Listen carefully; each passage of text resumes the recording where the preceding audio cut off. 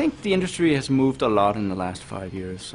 We've seen a lot of technical achievements, both on platforms and within games in general.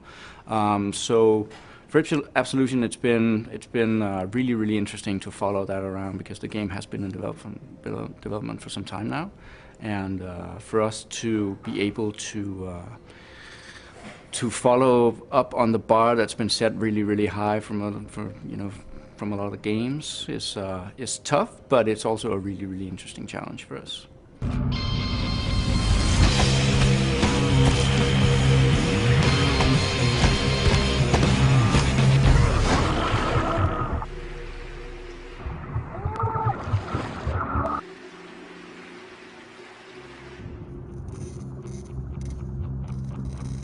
Instincts is a new feature for Absolution. It's never been in any of the Hitman games before. It came about because we wanted to have a feature in there that really allowed the player to understand what the game was about, in terms of all the messaging that's being sent from the game to the player. In previous games, you would often be in a situation where you weren't entirely sure what had happened, what the AI was doing, why a certain situation would escalate. And with Instincts, you're in a much better place in terms of trying to find out why is the game reacting to you in the way that it does.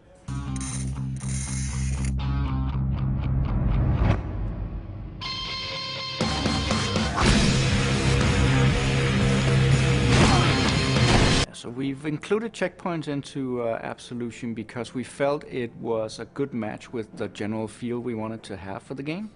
So the idea this time around is to create a lot more interesting situations for the player where we can push him a little bit more, have things closer. In the previous games, the levels were extremely large, and that meant that if you had a situation where you would engage people and the situation would go badly for you, that would alert the entire level. Now with checkpoints, that's kind of different. You only alert a certain radius, and if you can contain that situation, then you will be okay. And for that reason, we're trying to see if we can actually move away from the trial and error gameplay of the previous games and into a kind of territory where it's more easy for the player to control the situation. And checkpoints help us do that. In terms of achievements, I think we have a lot of really, really cool stuff in there. There's some smaller stuff for the guys who just want to get in and feel around and get some instant gratification, but we have some really, really core features that if you want to gain 1,000 gamer points out of this thing, you will have to work really hard.